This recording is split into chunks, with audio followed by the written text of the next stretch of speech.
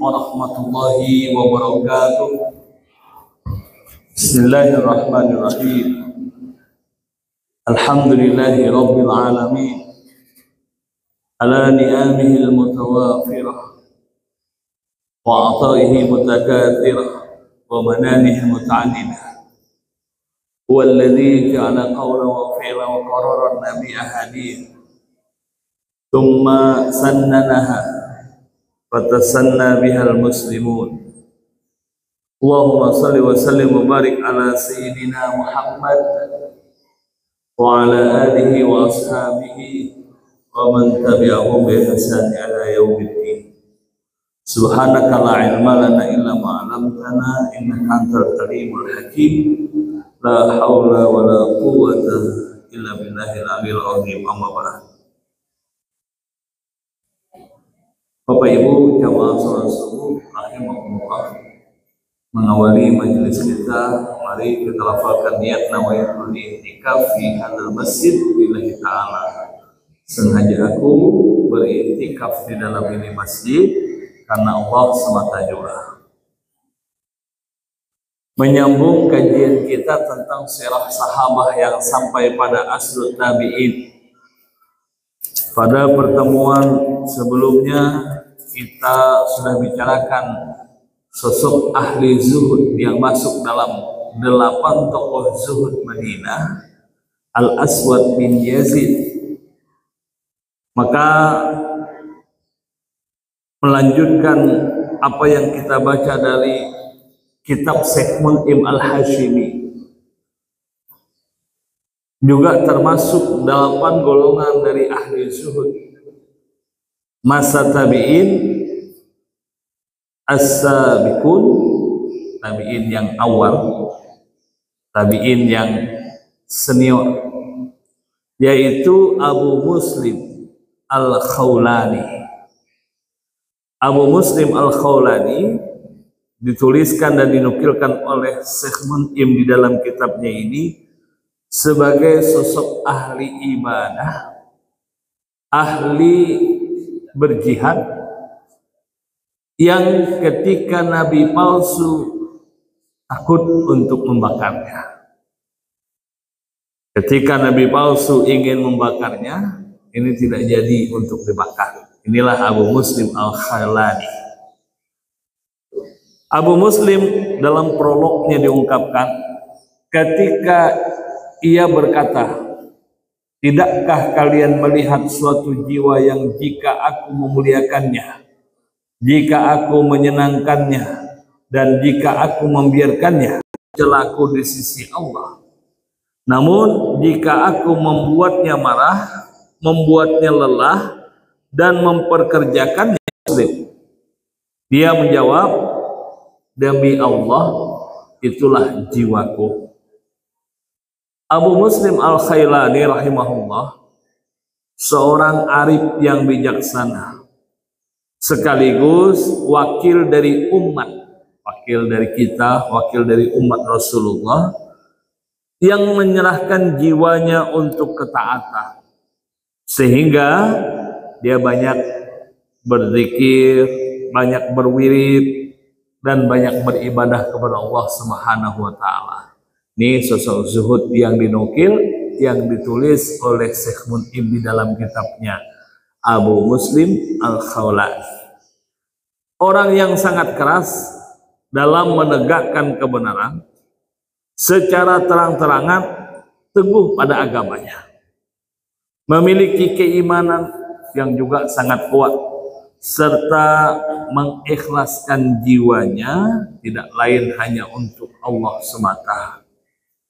Oleh karena itu, Bapak Ibu yang dirahmati Allah, dia berpaling dari dunia dan perhiasannya, bernazar dan menyerahkan kehidupannya untuk taat kepada Allah Subhanahu wa ta'ala, serta membawa menara dakwah kepada Allah Subhanahu wa ta'ala. Sungguh, ujar Syekh Mun'im dalam kitabnya, Abu Muslim Al-Khawlani ini adalah pemimpinnya para tabi'in, tokoh zuhud pada zamannya, berdiri di hadapannya kezaliman dan orang-orang yang berbuat zalim, sehingga dengan imannya dia berhasil mengalahkan segala macam kekuatan kezaliman dan menyalakan api untuk bersemangat melawan kezaliman di hadapannya itu. Ia tidak gentar menghadapinya. Bahkan dia bersaksi bahwa Muhammad adalah utusan Allah, sekaligus menyeru kepada risalah Islam dan tauhid, dan Rasulullah Muhammad itu adalah khataman nabiyyin. Karena apa? Mengaku rasul setelah Rasulullah wafat. Wafat Rasulullah, belum dimakamkan jenazah beliau, Musailamah baru mengaku Rasulullah. Tapi ternyata di daerah-daerah yang jauh itu sudah ada pula nabi-nabi palsu yang mendengar Rasulullah sakit keras. Ini sudah bergejolak desas-desus isu bahwa di sini ada nabi yang juga diutus oleh Allah yang membawa risalah nubuwah lanjutannya baginda Rasulullah. Di sini. Nah, termasuklah di daerahnya Abu Muslim Al-Khailani. Dulu mayoritas kaum berkumpul mengurumuni. Siapa dia? Nabi yang mengaku palsu itu. Itu adalah Al-Aswad Al-Ansi. Orang mengurumuni Al-Aswad Al-Ansi karena memang Al-Aswad Al-Ansi ini menyesatkan mereka sehingga mereka tersesat. Jadi memang kalau kita berbicara tentang orang-orang yang muncul kemudian mengaku-ngaku itu, kita teringat dengan kisah Al-Quran bagaimana Musa tatkala ia meninggalkan kaumnya lantas muncul Samiri contohnya, yang kemudian mulai mengajak untuk menyembah berhala-berhala, termasuk berhala patung besar yang dibuat berbentuk sapi. Nah, Samiri yang punya kerja itu.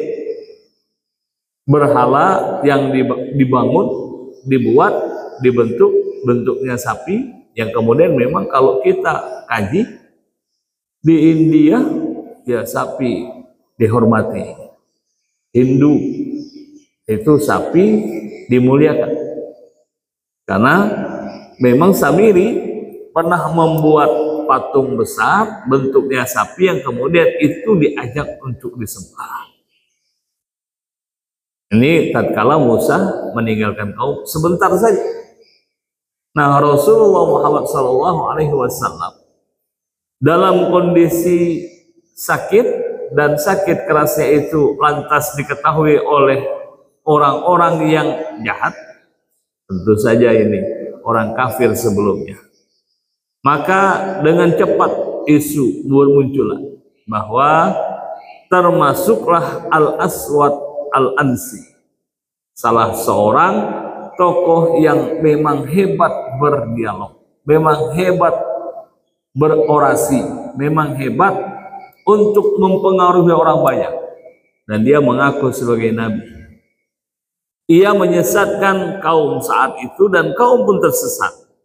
Nah, kalau saat itu saja begitu, tidak mengherankan Bapak Ibu, era kita pun abad 21 ya banyak. Kita di Indonesia ini yang ngaku-ngaku sebagai nabi. Jadi betul-betul keimanan kita itu diuji oleh Allah Subhanahu wa Ta'ala. Karena anehnya yang mengaku-ngaku nabi tadi banyak yang ikuti. Apa ya tidak berpikir sebelumnya, akalnya tidak sampai atau memang ilmunya tidak, tapi memang di kota. Ini kan di Jawa. Muncul lagi di Makassar, muncul lagi di Sumatera. Beberapa nama ada juga, tapi tidak seheboh memang di Jawa yang penduduknya banyak. Sampai perempuan lah yang mengaku sebagai nabi, bertemu dengan malaikat. Tidak cukup sampai di situ, ada pula yang mengaku sebagai malaikat Jibril. Wah, itu saat Jawa Timur ramai, maka ada sebagian anekdot mengungkapkan nabi palsu itu satukan penjaranya dengan yang mengaku Jibril. Tanya, pernah enggak Jibril memberikan wahyu kepada nabi? Pernah enggak bertemu dengannya? Nah, ini kan anekdotnya saja. Jadi Rasulullah sakit, Al-Aswad Al-Ansi memang tidak terlalu termasyhur nama ini, tapi dia juga mengaku sebagai nabi penggantinya baginda Rasulullah. Keimanan Abu Muslim tidak goyah oleh itu. Keimanan Abu Muslim tidak goyah oleh yang mengaku-ngaku sebagai nabi, bahkan ia tetap pada pendiriannya. Rasulullah Muhammad itu khataman nabi, itu adalah nabi yang terakhir, penutup untuk para rasul yang diutus oleh Allah. Nabi banyak, tapi rasul hanya 25 orang yang kita wajib imani. Nabi ratusan Bapak Ibu. Namun Rasul hanya 25 orang yang termaktub di dalam Al-Quran dan wajib kita imani. Kebanyakan orang saat itu di mana yang mengaku sebagai Nabi ini? Di Yaman. Jadi di Yaman ada seorang yang mengaku sebagai Nabi. Inilah dia Al-Aswad Al-Ansi. Dan Abu Muslim Al-Khulaini memang orang Yaman. Di saat itu banyak orang-orang Yaman berpaling mengikuti nabi palsunya. Dan mereka bertindak keras terhadap siapa saja yang tidak mau menjadi pengikut Nabi Al-Aswad Al-Ansi ini. Al-Aswad Al-Ansi ini saking hebatnya, memang sebagian riwayat menerangkan dia itu pandai bersihir. Ya, hitungan kita sekarang ya dukun-dukun lah. Lantas dalam beberapa tulisan kita ketahui Al-Aswad bagaimana caranya biar dia tahu apa yang terjadi di umat saat itu di kota Yaman. Rupanya dia kirim mata-matanya. Kirim mata-matanya ke daerah situ, daerah situ, daerah situ. Lantas berbaur dengan masyarakat dan cari tahu apa yang menjadi permasalahan orang saat itu. Nanti dari mulut mata-mata tadi ya mungkin ada putra daerahnya mata daerah itu sendiri dan lain sebagainya. Dari mulut mereka itu mereka menyampaikan bahwa solusi masalah yang dihadapi itu bisa berkonsultasi, tanya sama nabi kita yaitu Al-Aswad Al-Ansi. Hebat pula begitu caranya rupanya. Kirim banyak-banyak utusan-utusan atau pilih utusan-utusan dari daerah yang dimaksud. Nanti kan banyak yang berbicara masalah apa yang dihadapi, masalah apa yang dihadapi, apa problem kehidupan yang ia rasakan. Lantas mata-mata ini kemudian berikan anjuran, kalau kamu punya banyak masalah, datang aja ke Nabi kita. Coba tanyakan, insya Allah ada solusinya itu. Dan betul saja Bapak Ibu, begitu masyarakat umat tadi datang kepada Al-Aswad Al-Ansi, tentu bisikan sudah sampai bahwa si A masalahnya ini, nanti bagaimana solusinya, berikan begini. Maka hebatnya Al-Aswad ini belum lagi orang masuk ke rumah, duduk dia sudah tahu namanya siapa. Tambah lagi tahu masalah orang itu apa tanpa orang itu memberitahukan masalahnya. Karena memang sudah dimata-matai sebelum orangnya datang kepada dirinya. Sudah diketahuinya, sudah mata-matanya memberitahu akan hal masalah ikhwal yang dialami oleh umat saat itu. Jadi begitu caranya. Nah, ada lagi yang mengungkapkan biar kelihatan lebih sangar, lebih hebat, dia gunakan topeng, dia gunakan tutup muka, dia gunakan jubah, ya hitungan-hitungan kita yang mungkin dia mbah dukun dan lain sebagainya. Belum lagi orangnya duduk, dia udah tahu silakan pulang sini menghadap. Kamu kan punya masalah begini, begini, begini. Kamu mengalami ini dan itu. Kan bingung yang punya masalah. Loh, tidak pernah ketemu, tidak pernah kenal. Kok tahu semua masalah saya? Berarti memang ini adalah nabi yang oleh Allah diutus sebagai rasul menggantinya Rasulullah Muhammad SAW. Jadi sedemikian rupa rupanya. Sehingga banyaklah pengikutnya di Yaman sampai saat itu, bahkan sebagian ungkapkan sampai ke Tahrir, sampai ke Sanaa. Jadi daerah yang hampir saja satu kota Yaman penuh saat ini itu semua mengakui bagaimana kehebatan Al-Aswad Al-Ansi ini, sehingga mereka mempercayai Al-Aswad Al-Ansi ini adalah penggantinya Rasulullah Muhammad SAW. Jadi memang kita agak hati-hati. Rupanya jangankan era kita yang sudah 14 abad terpisah dari Rasulullah, saat itu Rasulullah masih hidup saja, meskipun dalam keadaan sakit, ini sudah ada pula orang yang mengaku-ngaku sebagai Rasul utusannya Allah. Nah, saat itu Abu Muslim Al-Khailani tidak pernah goyah pendiriannya, tidak pernah tertunduk di atas muka bumi ini untuk ikut menjadi pengikutnya Al-Aswad Al-Ansi.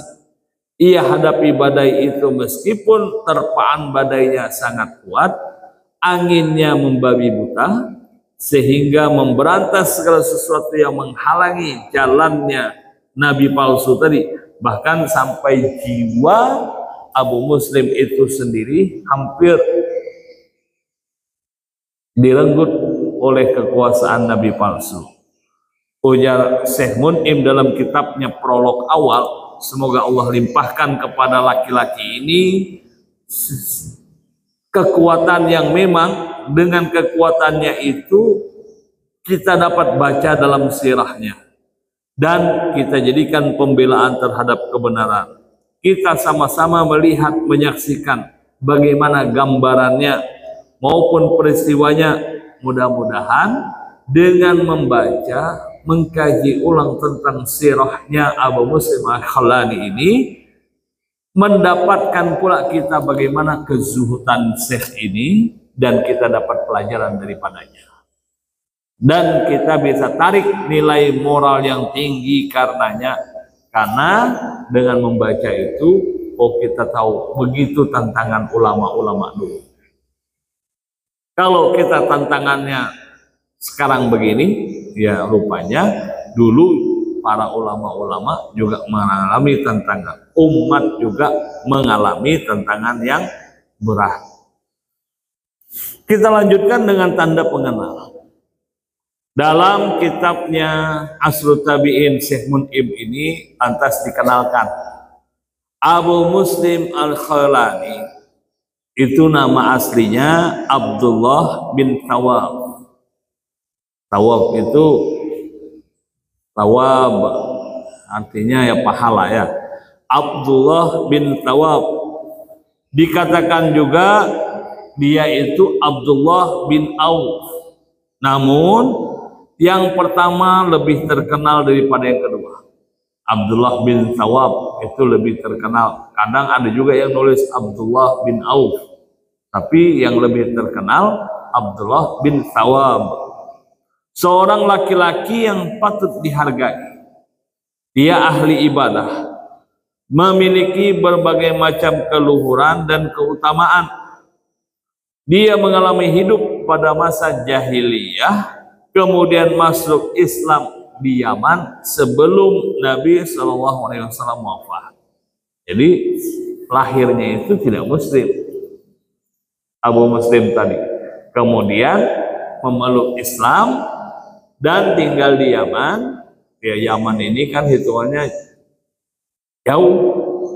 Kalau sekarang untuk sampai ke Yaman itu paling tidak 24 jam naik bus.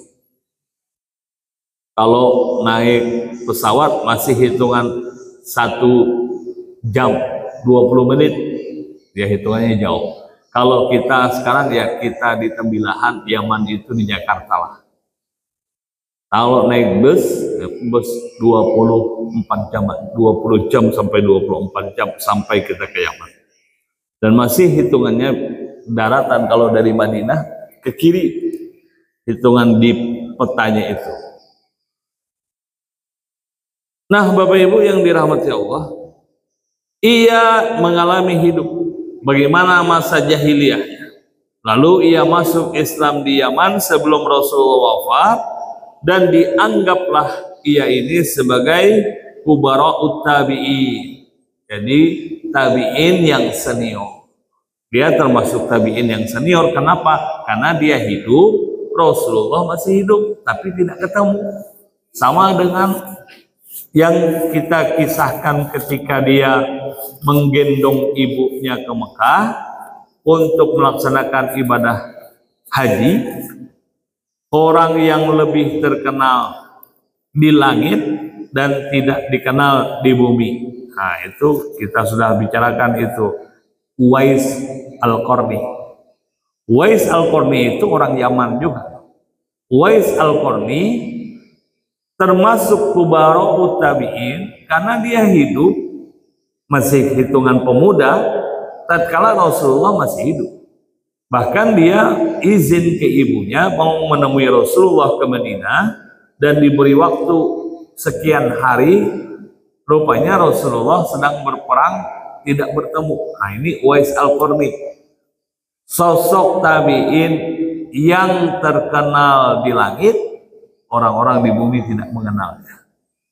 Sama halnya dengan Abu Muslim Al-Khailani. Ia mengalami masa jahiliyah, kemudian memeluk Islam di saat Rasulullah masih hidup. Namun karena Yaman hitungannya saat itu ya jauh. Kalau kita sekarang saja 24 jam ya, kalau dulu berminggu perjalanannya itu. Makanya berbulan Uwais Al-Qarni menaiki untanya dari Yaman menuju Madinah. Menunggu hitungan hari saja tidak sanggup Uwais. Kenapa? Karena pesan ibunya kalau sudah sampai Madinah, bukan kalau sudah sampai bertemu Rasulullah. Kalau sudah sampai Madinah, Uwais segera pulang. Oh, rupanya karena baktinya kepada ibu, ia terkenal di langit. Apalagi ingat kita ketika kita membahas tentang tokoh Uwais, dia pelihara sapi. Sapinya dipelihara dari anaknya sapi, digendongnya ke gurun, naik ke gunung untuk cari makan sapi, jarak 2-4 kilo dia gendong sapi, sampai orang-orang bilang gila ini Uwais, masa anak sapi digendong tiap hari, gendong ke atas kasih makan, udah makan sapi gendong lagi turun ke bawah setiap hari. Ketika berganti minggu, berganti bulan, berganti tahun, sapinya tambah besar. Uwais tetap gendong. Oh iya bisa, ya karena memang terlatih menggendong dari kecil sapi tadi sampai sapinya besar. Hitungan bulan, hitungan tahun, sama beratnya sapi dengan beratnya ibu. Jadi rupanya niatnya menggendong ibunya dari Yaman menuju Mekah untuk ibadah haji. Jadi digendong ibunya, patuh kepada ibunya, taat kepada ibunya, itu amalannya. Kenapa? Ia ujar Rasulullah, kalau engkau temui wahai Abu Bakar dan Umar, minta didoakan oleh Uwais. Nah, bayangkan Bapak Ibu, Abu Bakar dan Umar aja diperintah untuk minta didoakan oleh Uwais. Nah, ini orang Yaman juga. Nah, Abu Muslim Al-Khailani orang Yaman juga. Dan dia dianggap sebagai kubara'ut tabi'in, tabi'in yang senior, karena saat itu Rasulullah masih hidup. Nanti kalau tabi'in yang sebenarnya itu, ya dia hanya menjadi muridnya para sahabat. Loh, kenapa tidak dimasukkan kategori sahabat? Kayak Uwais, ada sebagian bilang, nah, kalau begitu ini sahabat ini. Kenapa? Karena bahkan sampai ada niat ingin menemui Rasulullah. Walaupun saat itu masih muda. Kan kayak Abdullah bin Mas'ud, Abdullah bin Abbas, itu juga muda-muda saat bertemu dengan Rasulullah. Dan mereka kategorinya sahabat. Sahabatnya Rasulullah. Sebagian menganggap itu sahabat karena langsung bertemu. Sementara Uwais tidak bertemu walaupun hidup dalam zamannya. Begitu juga dengan Abu Muslim Al-Khawlani, tidak pernah bertemu karena Rasulullah berada di Madinah dan dia berada di Yaman. Sehingga ada lagi yang mengatakan termasuk kubara'ut tabi'in. Dia ini termasuk tabi'in yang senior. Karena memang meskipun Rasul masih hidup dan dia sudah hidup, tidak dikategorikan sebagai sahabat, tidak langsung bertemu dengan Rasulullah. Jadi untuk titel sahabat itu aja Bapak Ibu, sahabat, namanya sahabat ya. Kalau Abu Bakar siapa yang menepis? Tidak ada. Abu Bakar belum lagi Rasulullah diangkat sebagai Rasul, sudah menjadi temannya Rasul. Temannya Rasul di gua. Bahkan orang pertama laki-laki yang mengaku akan beriman kepada Allah dan mengakui kerasulannya Nabi Muhammad SAW itu Abu Bakar. Nah, kalau begitu sahabat betul itu. Umar yang tadinya tidak sahabat, kafir, memeluk Islam, jadi sahabat juga dan langsung hidup bersama dengan Rasul, sahabat. Ali, anak kecil yang pertama kali memeluk Islam, masih lagi hitungan 8-9 tahun Ali itu memeluk Islam, dan dia kategori anak-anak pertama yang memeluk Islam. Maka perempuan dewasa pertama Siti Khadijah binti Khuwailid, istrinya Rasulullah, Ummul Mukminin. Laki-laki dewasa pertama Abu Bakar Siddiq. Anak-anak laki-laki yang pertama Ali bin Abi Thalib karramallahu wajhah. 3 ini langsung terpatri di dalam benak kita. Inilah orang-orang yang mengakui akan kenabiannya Rasul pertama kali. Nah, Abu Muslim Al-Khawlani mengakui akan kenabiannya Rasul. Udah hitungan 63 tahun Rasulullah. Bahkan ketika sakit, Abu Muslim itu sudah mendapatkan cercaan daripada nabi palsu yang ada di Yaman. Jadi di Yaman itu dikatakan sebagai Madinatul Anbiya. Yaman itu Madinatul Aulia, Madinatul Aulia. Banyak wali-wali itu adanya di Yaman. Tapi hati-hati pula kita. Rupanya yang awal-awal mengaku Nabi pengganti Rasulullah itu juga orang Yaman. Orang Yaman juga. Dan kalau kita lihat Yaman, karakteristiknya orang Yaman itu memang keras. Kalau kita sedikit mau berbagi bagaimana karakternya, orang Makkah paling keras. Nanti Madinah orangnya lembut-lembut. Tapi Yaman ini terkenal dengan ahli tipu daya. Jadi kalau pedagang-pedagang Makkah, Bapak Ibu lihat mukanya, matanya itu yang agak-agak pedas, agak-agak mana mata pedas itu ya. Matanya itu tajam. Ini kalau Bapak Ibu tanya, Yamani, orang Yaman ya? Kalau dia bilang iya, wah itu hati-hati. Ahli tipu daya, ahli bicara, ahli untuk bernegosiasi. Maka tidak salah kalau begitu, ya orang Yaman juga hati-hati kita.